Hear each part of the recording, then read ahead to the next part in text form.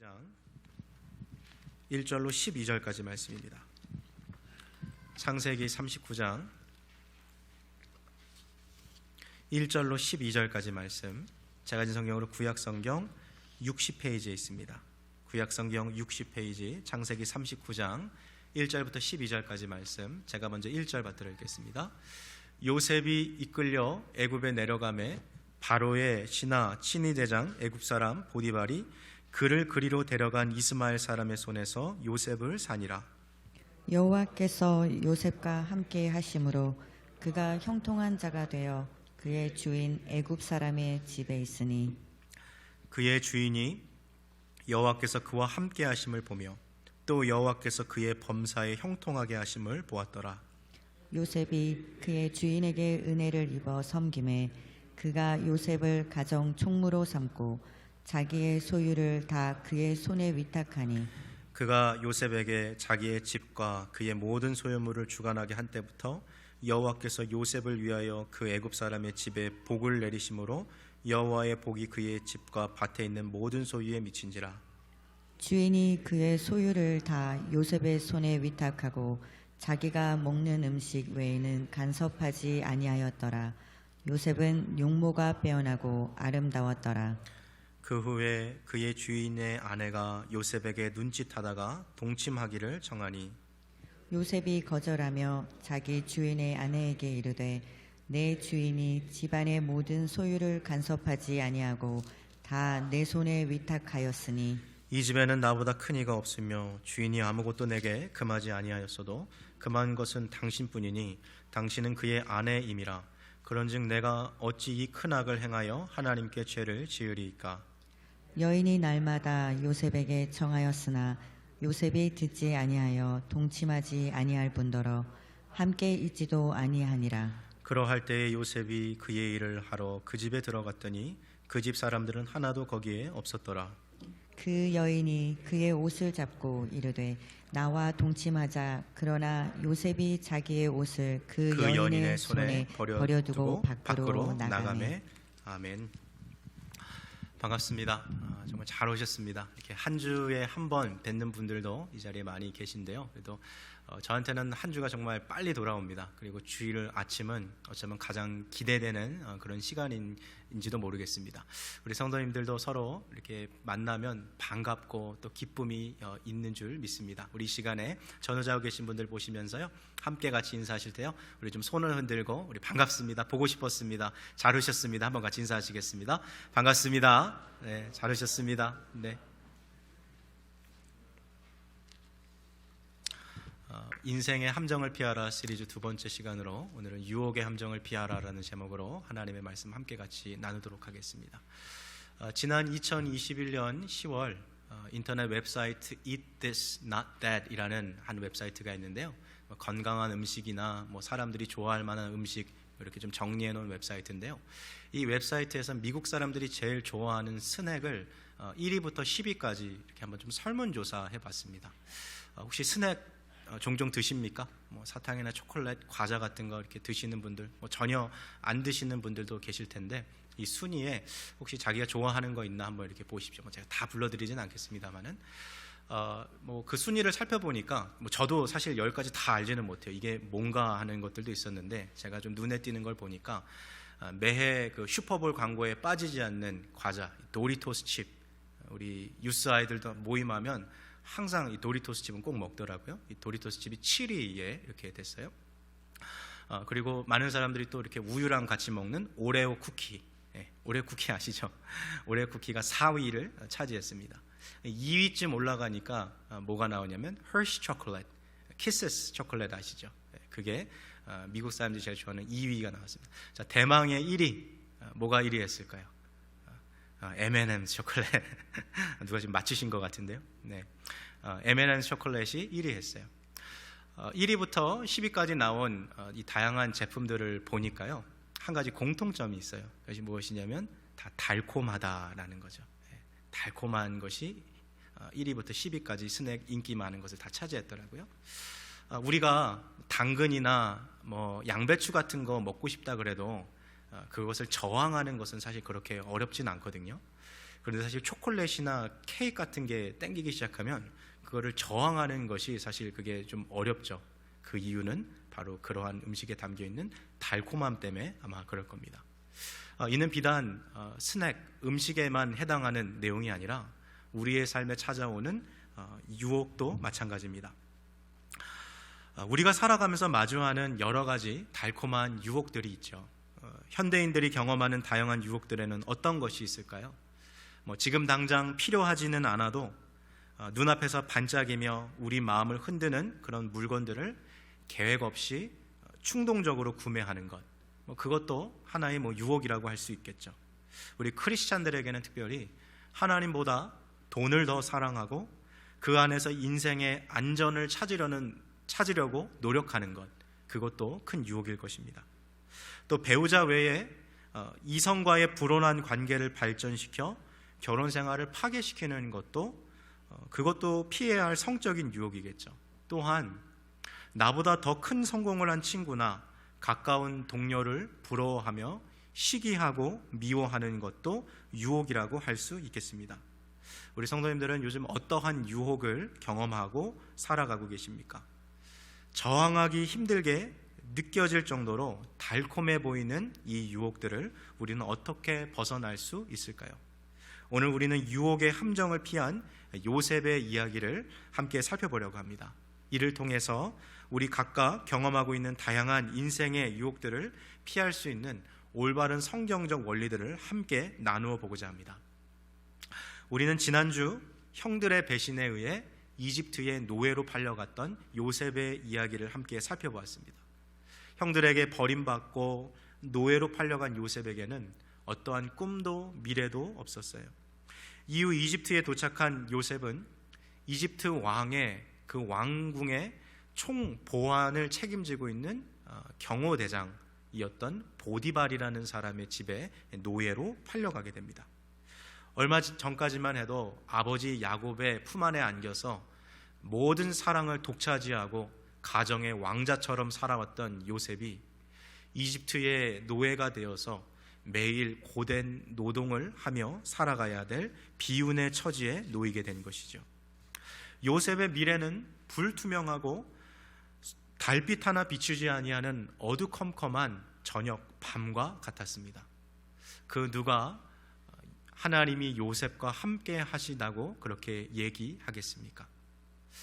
사실 고대 시대의 사람들이 신에 대한 생각을 어떻게 갖고 있는가를 살펴보면 고대 사람들은 신이란 존재는 어떤 한 지역에 한정되어서 그 지역을 다스리는 한 지역신쯤으로 생각을 했습니다. 그리스 로마 신화를 예로 들면 하늘을 주관하는 제우스 신이 있고 바다를 주관하는 포세이돈 신이 있고 지하 세계를 다스리는 관장하는 하데스 신이 있는 것처럼 이렇게 고대 사람들은 각 지역마다 다스리는 신이 있다고 생각했고 각 분야마다 다스리는 신이 따로 있다고 생각했어요. 그래서 심지어 이스라엘 백성들도 이 약속의 땅에 들어갔을 때 여호와 하나님을 섬기면서 동시에 바알 우상을 섬겼던 이유가 바알 우상이 비를 관장하는 신이거든요. 그러니까 농사를 지을 때 비는 필수적이니까 여호와 하나님만 섬기는 것으로는 충분하지 않고 비를 내려주는 농사의 신인 바알도 함께 섬겼던 그 모습들을 우리가 성경에서 보게 되죠. 바로 이러한 관점에서 사람들은 여호와 하나님이 팔레스타인 땅 안에서만 역사하시는 하나님이라는 그런 고정관념을 갖고 있었어요. 그런데 오늘 이 본문 창세기 39장을 보면 하나님은 이스라엘 땅에 갇혀 계신 하나님이 아니라 온 세상 열방 가운데 충만히 역사하시는 하나님이라는 것을 우리에게 보여주고 있습니다. 비록 요셉이 고향 집을 떠나 저 이집트의 노예로 팔려간 바로 그곳에서도 하나님은 여전히 그와 함께 하셨다라고 오늘 말씀은 기록하고 있습니다. 화면에 창세기 39장 2절 3절 말씀 우리 한번 같이 읽도록 하겠습니다. 시작. 여호와께서 요셉과 함께 하심으로 그가 형통한 자가 되어 그의 주인 애굽 사람의 집에 있으니 여호와께서 그와 함께 하심을 보며 또 여호와께서 그의 범사에 형통하게 하심을 보았더라. 요셉의 형들은 그를 배신하고 이집트의 노예로 팔아버렸습니다. 이때 형들은 생각하기를 이 녀석이 아버지의 품 안에서 편안하게 노동도 하지 않고 자라왔으니까 이 노예로서 고된 노동을 하다 보면 죽을지도 모르겠구나 하는 그런 생각으로 사실 이 동생을 팔았던 거죠. 그러나 요셉을 향한 하나님의 계획은 달랐습니다. 하나님은 요셉을 버리지도 않으셨고 그를 떠나지도 않으셨습니다. 우리가 사람들에게 배신당하거나 또 버림받는 일들이 있을지 몰라도 하나님은 절대로 주의 자녀들을 버리지 않으시고 떠나지 않으십니다. 하나님께서는 이집트의 노예로 팔려왔던 그 요셉과도 여전히 함께 하고 계셨어요. 창세기 39장에서 여호와께서 요셉과 함께 하셨다는 이 표현이 무려 4번이나 반복됩니다. 2절, 3절, 21절, 23절 여호와께서 요셉과 함께 하심으로 함께 하시니 이런 표현이 총 4번 반복하거든요. 이것을 통해서 성경의 저자는 요셉이 어떠한 상황에 처해 있었든지 그가 어디에 있었든지 하나님은 그와 함께 하셨고 그를 떠나지 아니하셨다라는 사실을 보여주고 있는 것이죠. 사랑하는 우리 코너스톤 교회 성도 여러분, 요셉의 하나님이 지금 우리와 함께하고 계심을 믿음으로 고백하시기를 주님의 이름으로 축복합니다.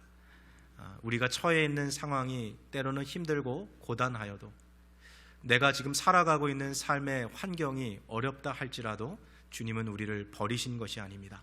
주님은 지금도 우리 곁에서 우리와 함께하고 계심을 믿음으로 바라볼 수 있기를 다시 한번 주님의 이름으로 축복합니다. 이처럼 복의 근원이신 하나님께서 요셉과 함께 하시니 요셉의 인생에 어떠한 일이 벌어집니까? 자, 2절 말씀 한번 화면 앞으로 잠깐만 가주시고요. 한번 같이 읽겠습니다. 시작. 여호와께서 요셉과 함께 하심으로 그가 어떠한 자가 됐어요? 어떠한 자가 됐어요? 형통한 자가 됐어요. 형통한 자. 아무리 낯선 타국의 노예가 된다고 할지라도 만복의 근원이신 하나님께서 요셉과 함께 하시니 그가 형통한 삶을 살 수 있게 됐다라는 아주 놀라운 사실을 여기 우리에게 보여주고 있습니다. 하나님께서 함께 하신 요셉의 형통함이 얼마나 분명하게 눈에 드러났는지, 자 이제 3절 말씀으로 가주세요. 3절 말씀 보니까 그의 주인이었던 보디발도 여호와께서 요셉과 함께 하신다는 사실을 확인할 수 있을 정도였어요. 이 말씀은 요셉의 형통함이 그의 주인이 볼 때 야, 이거는 신의 손길이 아니고서는 설명할 길이 없다라고 느낄 정도로 특별한 형통함이었다라는 것을 보여주지요. 동시에 이 주인이 요셉이 그의 형통함의 비밀을 여호와께서 그와 함께 하신다는 것을 보았던 것을 통해서 요셉은 평상시에도 여호와 하나님에 대한 신앙을 확고하게 갖고 있었다라는 것을 오늘 본문을 통해서도 또 추측해 볼 수 있습니다. 주인 보디발은 신적인 존재가 요셉을 축복하여서 그를 형통하게 하는 것을 보고 그를 자기 집의 총책임자로 높여 주었습니다. 자, 4절과 5절 말씀 이어서 같이 읽겠습니다. 시작. 요셉이 그의 주인에게 은혜를 입어 섬김에 그가 요셉을 가정 총무로 삼고 자기의 소유를 다 그의 손에 위탁하니 그가 요셉에게 자기의 집과 그의 모든 소유물을 주관하게 한 때부터 여호와께서 요셉을 위하여 그 애굽 사람의 집에 복을 내리심으로 여호와의 복이 그의 집과 밭에 있는 모든 소유에 미친지라. 자, 하나님께서 함께 하시는 요셉이 주인 보디발의 모든 소유를 주관한 때부터 어떤 일이 벌어집니까? 여호와께서 요셉을 위하여 그의 주인의 집과 밭 위에도 복을 내리셨습니다. 여호와의 복이 집안에 있는 것에나 들에 있는 것이나 보디발이 가지고 있는 모든 것에 내렸어요. 여러분, 이것이 하나님과 함께하는 사람이 누리는 엄청난 복입니다. 우리가 예수 믿고 복 받으면 사실 우리만 복 받는 것이 아니라 누구도 함께 복 받는 거예요. 우리 가족, 가까운 지인들, 친구들도 함께 복 받는 것이죠. 실로 여호와 하나님과 동행하는 것은 만민이 사모할 만한 복입니다. 창세기 39장에서 사용하고 있는 형통이라는 이 단어는 이 히브리어 단어를 다르게 번역하면 prosper, 번영하다, 또 우리가 번역할 수 있고요. 혹은 success, 성공이다 라는 단어로도 번역할 수 있어요. 그러니까 오늘 이 창세기 기자는 지금 뭘 말해주고 싶은 거냐면 이집트의 노예로 팔려간 요셉이지만 하나님이 그와 함께 하시니까 그가 거기에서도 성공 가도를 달리고 있는 놀라운 인생을 살고 있다는 것을 보여주고 있는 것이죠. 여러분, 요셉의 직업을 오늘날로 말하면 뭐라고 말할 수 있을까요? 한마디로 말하면 자산관리인 아니겠습니까? 한번 요셉을 보세요. 오늘날로 보면 요셉의 주인은 미국으로 따지면 백악관에서 그 백악관 전체의 보안을 담당하는 그 security director라고 해야 될까요? 아주 책임자거든요. 사실 엄청난 그 권세를 갖고 있지 않았겠어요? 그리고 또 그도 막대한 부유함을 또 소유했겠죠. 여러분, 그러한 사람의 자산을 자기가 관리하는 거예요. 그러니까 요셉은 나름대로 성공한 사람이죠. 한번 이 성경에 나오는 이야기를 한번 좀 상상력을 조금 더 해봅시다. 요셉이 처음 이집트에 애굽에 노예로 팔려왔을 때 그와 똑같은 선상에서 시작했던 그런 노예들이 있었을 거 아니에요? 근데 시간이 지나갈수록 요셉은 승승장구하는 거예요. 갈수록. 그러니까 어떻게 보면 요셉은 성공 케이스인 거죠.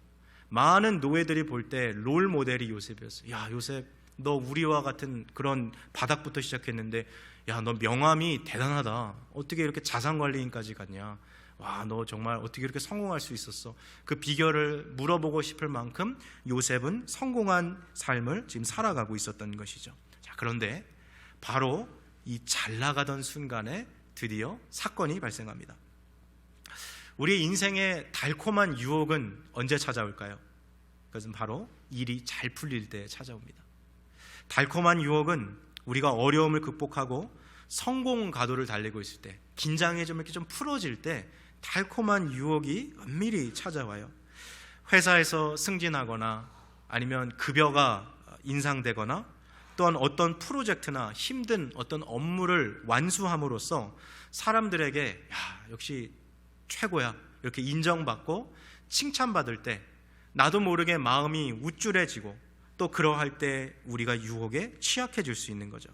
그리고 번영과 성공의 때에 함께 찾아오는 그 유혹은 사실 혜택이라는 가면을 쓰고 찾아올 때가 많이 있습니다. 너 정도 이렇게 힘들게 일했으면 이 정도는 누려도 괜찮아.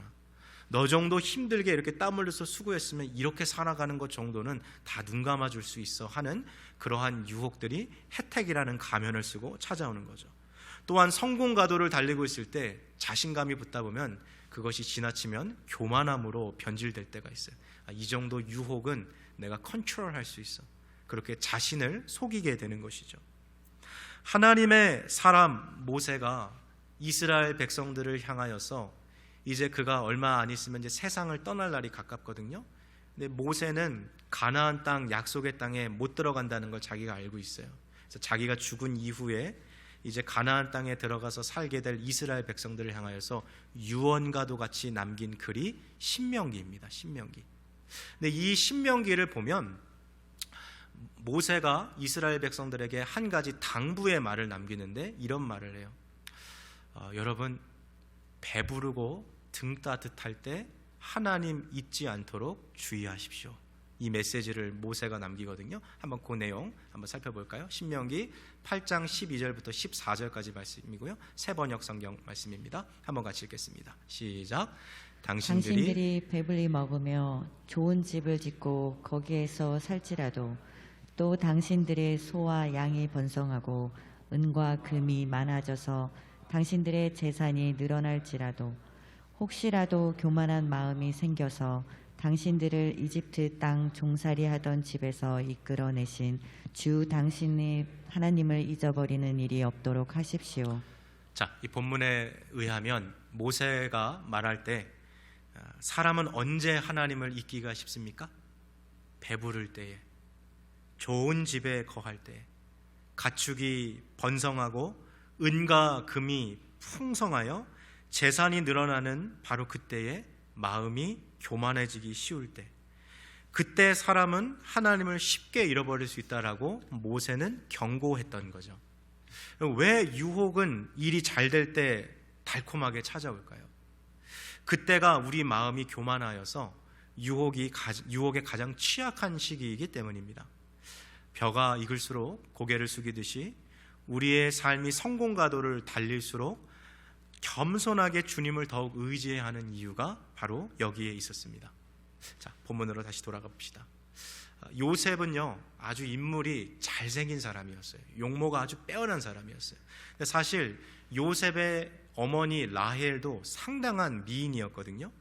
창세기 29장 17절을 보면 요셉을 낳아준 어머니인 라헬에 대한 묘사를 이렇게 말하고 있어요. Rachel had a beautiful figure and a lovely face. 오늘날로 와닿게 딱 말하면 요셉의 엄마 라헬은 몸짱의 얼짱이었다는 거예요. 누가 봐도 매력적인 사람이에요. 그러니까 그 요셉의 아버지 야곱이 14년을 이 한 여인을 위해서 정말 일했던 거죠. 너무 예쁜 아내였으니까. 그러한 어머니 밑에서 태어났던 요셉인데 어머니의 그 미모를 물려받았어요. 아들이 얼마나 잘생겼겠어요. 한번 요셉이라는 인물을 한번 상상해 봅시다.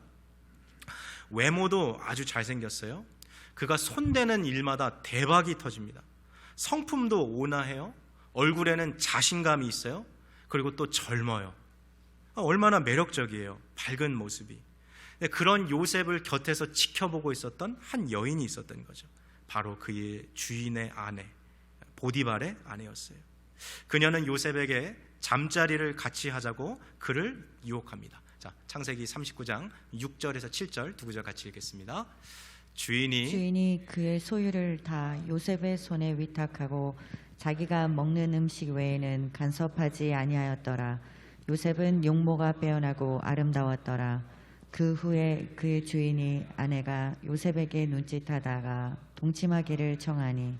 유혹은 언제 달콤하게 찾아옵니까?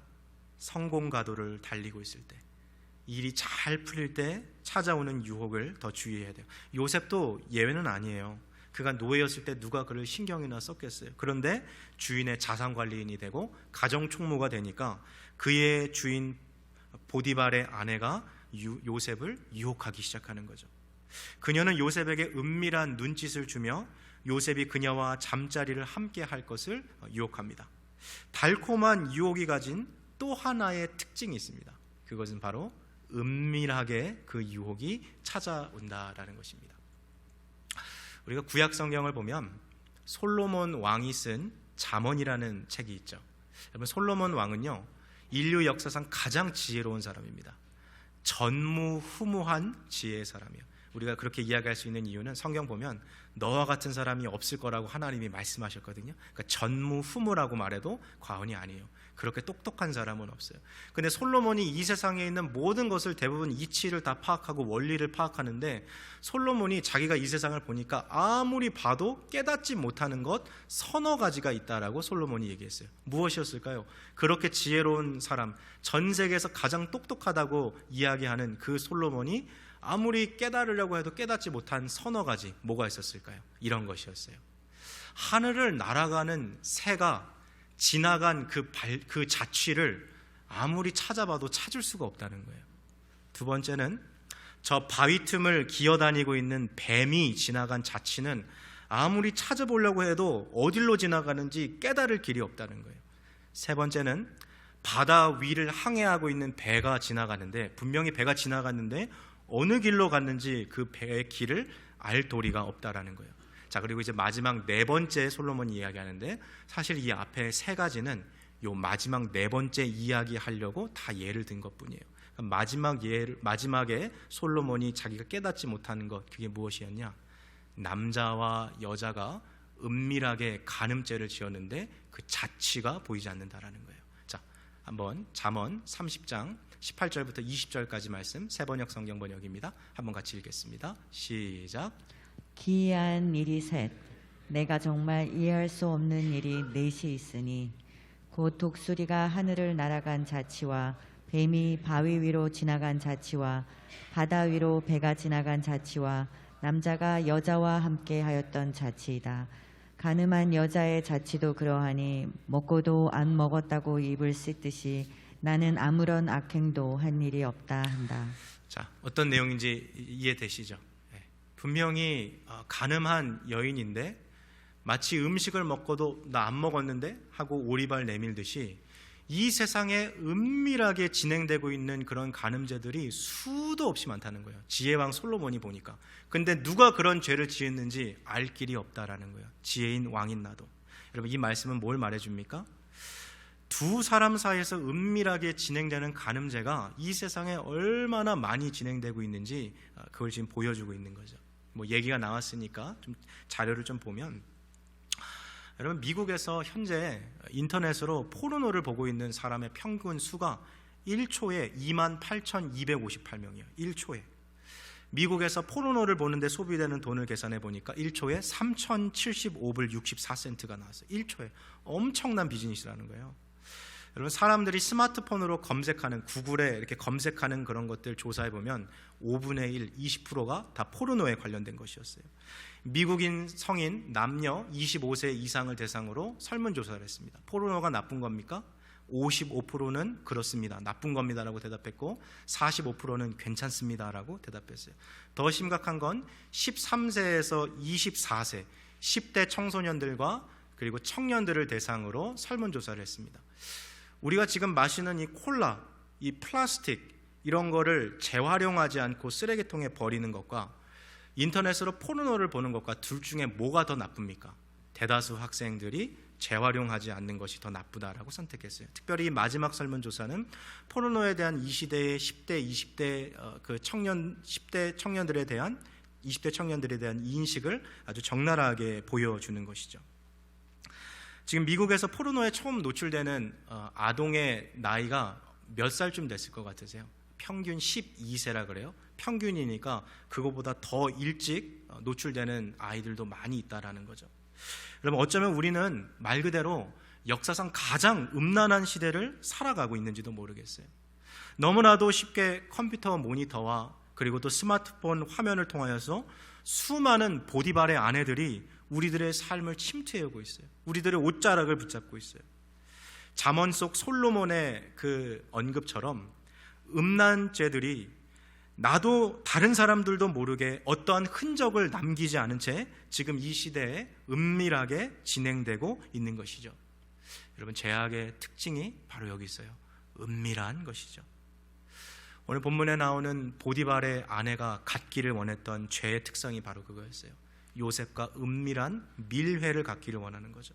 지금 이 집을 보면 보디발이 제일 위에 있고요, 그의 아내, 집주인, 안주인이 제일 높고 그 다음에 가정 총무인 요셉이거든요. 그러니까 집주인만 자리에 없으면 이 두 사람이 작당 모의하면 아래 사람들 아무도 모르게 두 사람이 밀에 가질 수 있었어요. 그러니까 이 보디발의 아내는 요셉을 꼬셔서 같이 이 밀회를 갖자라고 그를 유혹했던 것이죠. 둘이 맘만 먹으면 아무도 눈치채지 못한 상황을 만들 수 있었던 거죠.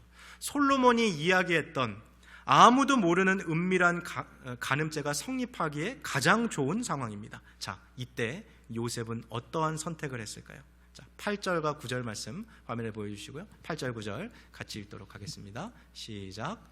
요셉이 거절하며 자기 주인의 아내에게 이르되 내 주인이 집안의 모든 소유를 간섭하지 아니하고 다 내 손에 위탁하였으니 이 집에는 나보다 큰 이가 없으며 주인이 아무것도 내게 금하지 아니하였어도 금한 것은 당신뿐이니 당신은 그의 아내임이라. 그런즉 내가 어찌 이 큰 악을 행하여 하나님께 죄를 지으리이까. 자, 보디발의 아내가 요셉을 유혹하기 전에 이미 요셉은 그가 세워둔 삶의 기준들이 분명하게 자리 잡고 있었어요. 그래서 요셉은 이런 상황에서 무슨 선택을 해야 하는지 이미 알고 있었습니다. 요셉은 주인의 아내가 베푼 제안에 단칼에 거절하죠. 그는 이 제안에 대해서 어떠한 여지도 남겨두지 않았습니다. 단번에 거부했어요.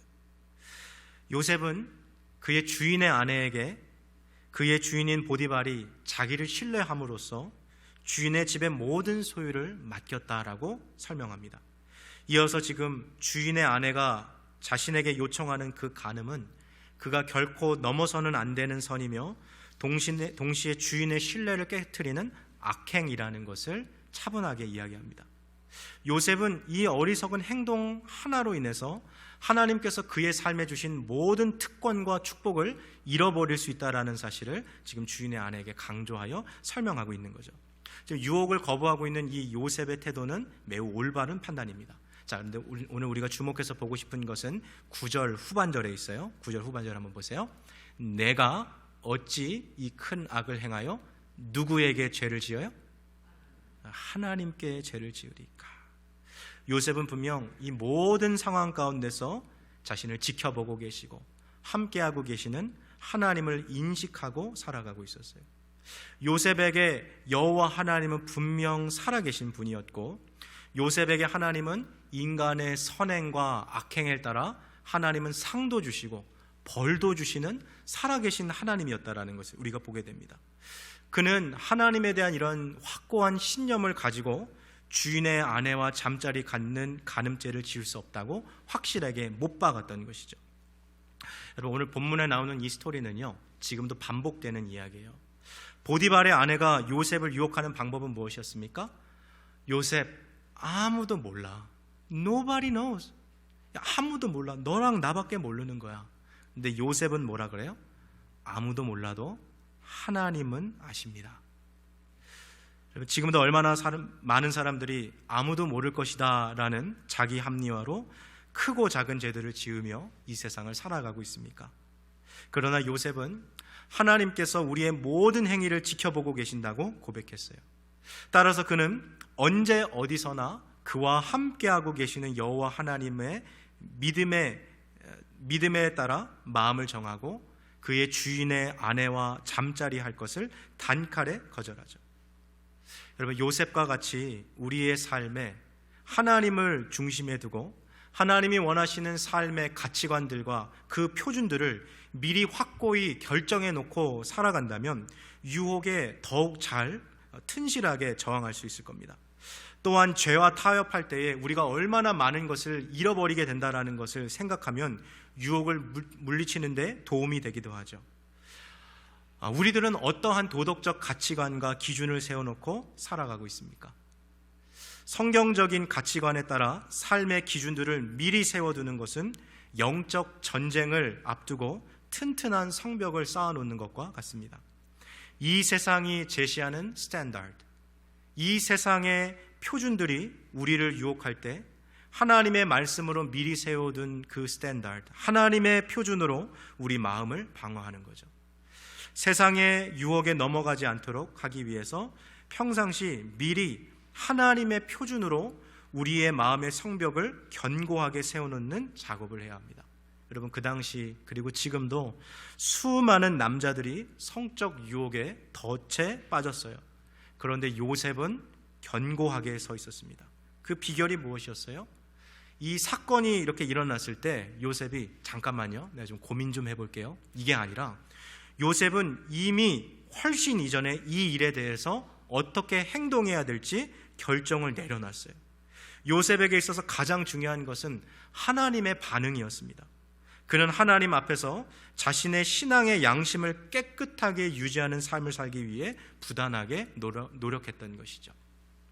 자, 이 시대를 살아가는 수많은 현대인들이 있어요. 21세기, 특별히 지금 2021년 우리와 동시대를 살아가고 있는 이 세상의 수많은 사람들이 가지고 있는 도덕적인 스탠다드가 있습니다. 자, 화면에 한 번만 보여주시겠어요? 그 다음 화면.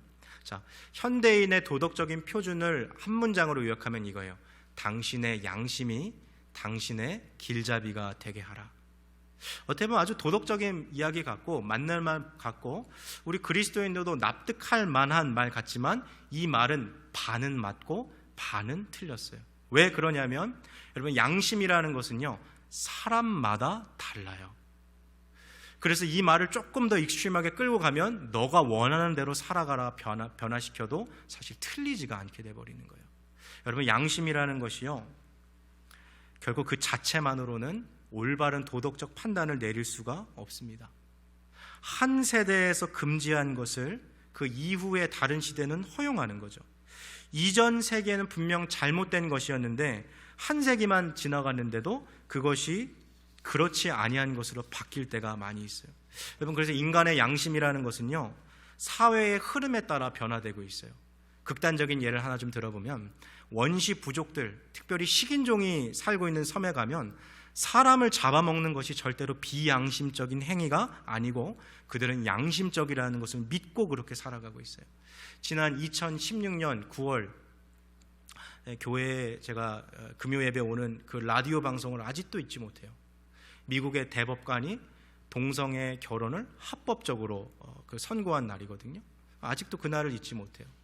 미국이 지난 수백 년 동안 동성애 결혼이 죄라고 그렇게 얘기했는데 판결을 통해서 그걸 완전히 뒤엎어버렸어요. 자, 요즘 이 시대의 흐름을 한번 보십시오. 여러분, 이전에는요, same-sex marriage에 대해서 이야기하면 그거 다들 안 된다라고 그렇게 얘기했어요.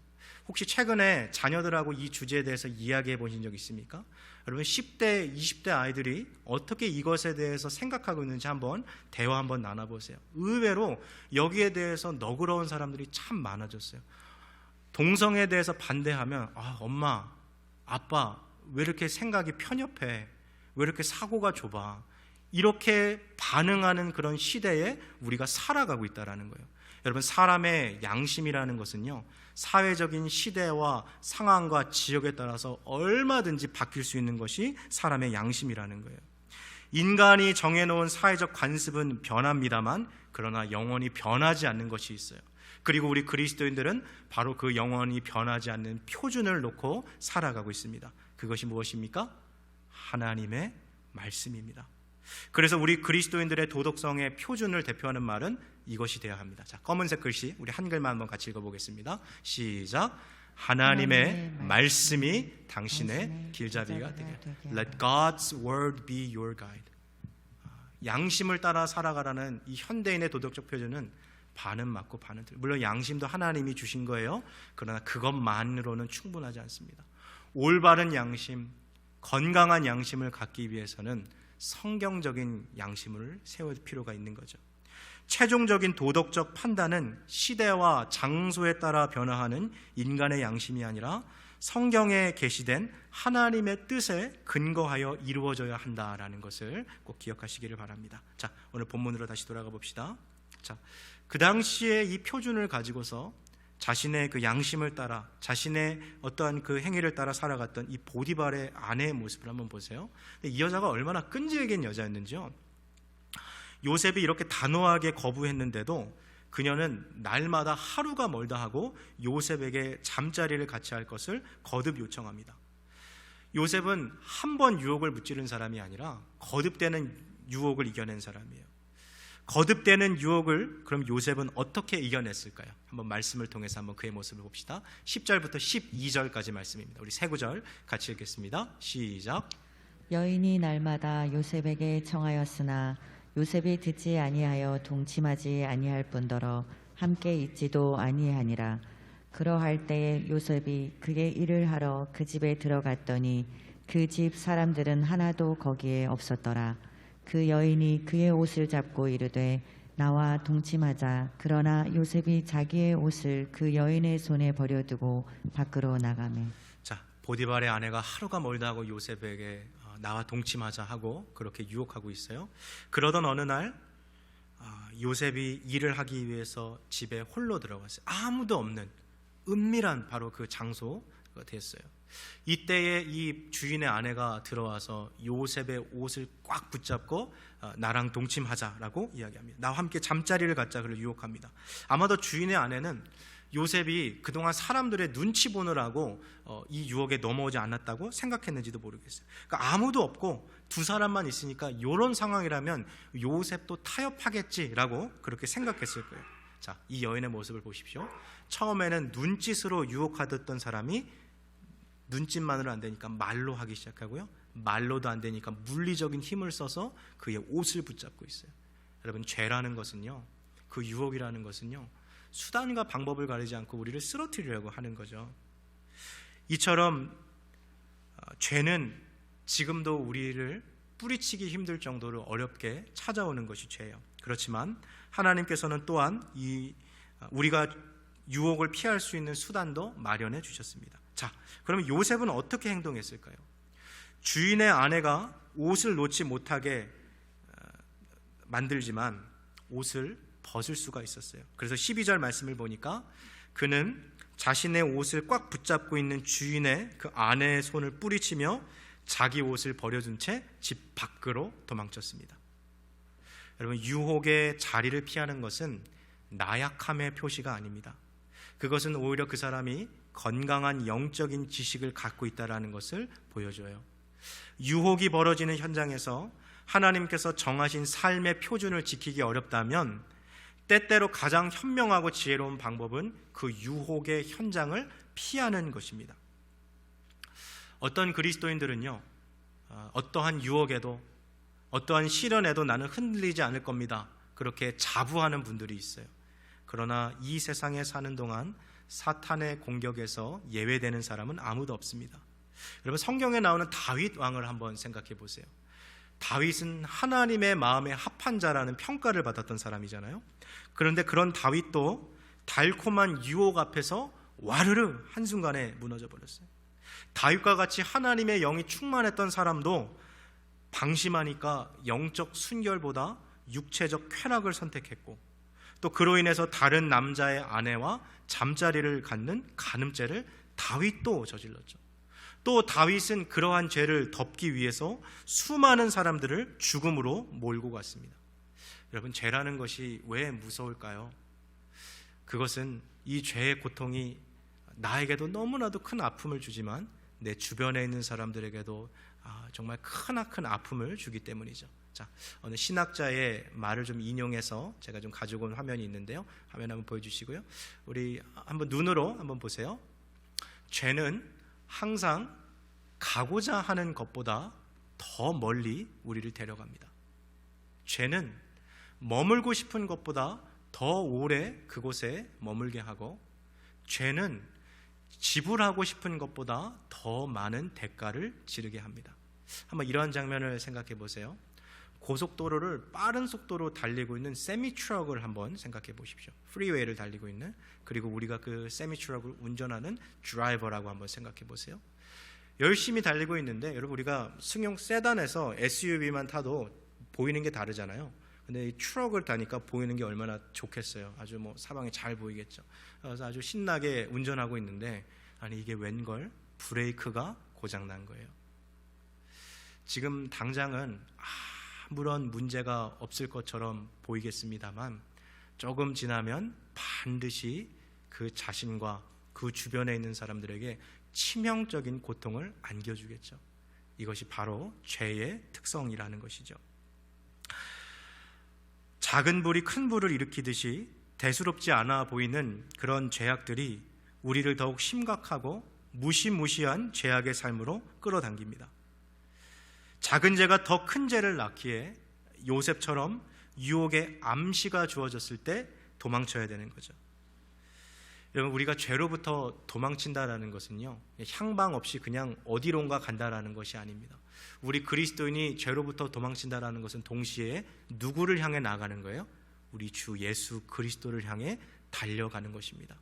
그래서 죄를 피해야지 하고 생각하는 것도 좋겠습니다만, 더 건강한 생각은 날마다 하나님을 추구하고 예수 그리스도와 동행하는 삶을 살아가려고 결단하고 그렇게 주님과 함께 달려가다 보면 어느 순간 죄로부터 떠나 있는 것입니다.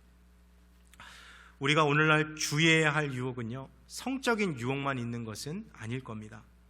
우리는 각자 다양한 유혹들을 받고 이 시대를 살아가고 있습니다. 나의 일상생활에서 피해야 할 유혹, 그건 무엇입니까? 하나님 앞에서 깨끗한 양심을 유지해야 할 것, 무엇입니까? 아마 오늘 말씀을 듣는 가운데 성령 하나님께서 이미 우리 각 사람에게 우리가 겪고 있는 유혹은 무엇인지 다 깨닫게 해주셨을 것입니다. 요셉은 하나님 앞에서 자신의 삶과 양심을 깨끗이 지키기 위해서 최선을 다했습니다. 하나님의 자녀들인 구원받은 우리 그리스도인들도 마땅히 그와 같이 살아야 할 것입니다. 자, 오늘 마지막 화면인데요, 우리 함께 같이 우리 한글 글씨만 한번 같이 읽어보겠습니다. 시작. 새가 머리 위로 날아가는 것을 막을 수는 없지만 머리에 둥지를 짓는 것은 막을 수 있습니다. 종교개혁자 마틴 루터가 남긴 죄에 대한 아주 유명한 명언인데요, 새가 머리 위로 날아가는 것을 막을 수는 없을 거예요. 죄가 우리의 삶에 찾아와 유혹하는 것, 그거 누가 막을 수 있겠습니까? 그러나 새가 우리 머리에 둥지를 짓는 것은 막을 수 있어요. 죄악의 유혹을 이겨내는 것은 가능합니다. 말씀을 맺겠습니다. 사랑하는 성도 여러분, 혹시 요즘에 반복해서 넘어지는 그런 죄가 있습니까? 죄라는 사실을 알고 있으면서도 혹시 특정 유혹에서 벗어나기가 어렵습니까? 삶에서 반복되는 유혹에 맞서 싸울 수 있는 그런 힘을 달라고 주님 앞에 간구하십시오. 하나님 보시기에 올바른 성경적 가치관과 태도를 말씀을 통하여서 계속해서 배워가십시오. 피할 수 있다면 유혹의 자리에서 도망치십시오. 우리가 작은 유혹에 거절할 때 더 큰 유혹에도 거절할 수 있는 영적 능력이 자라게 됩니다. 그리고 마지막으로요, 혹시 목사님, 나는 이미 너무 늦은 것 같습니다, 나는 너무 멀리 온 것 같습니다 하신 분들 계십니까? 예수 그리스도의 보혈이 용서하지 못할 죄는 없습니다.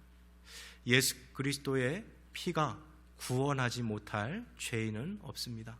지금부터 다시 시작하면 됩니다. 늦지 않았습니다. 하나님께서 주신 이 은혜를 우리의 마음에 새기고 죄악의 유혹의 함정을 피하여 하나님을 추구하고 예수 그리스도를 더 가까이 하며 살아갈 수 있는 저와 여러분들의 복된 삶 되시기를 주님의 이름으로 축복합니다. 함께 같이 기도하시겠습니다. 우리 시간에 기도할 때요, 오늘 말씀 가운데 하나님이 주신 그런 메시지가 있을 거라 생각합니다. 우리가 갖고 있는 유혹은 무엇이고 우리가 뿌리쳐야 할 죄악은 무엇입니까? 하나님 보실 때 거룩한 삶을 위하여서 우리가 나아가야 할 삶의 방향이 분명히 있을 겁니다. 이 시간 가운데요, 하나님 다시 시작합니다.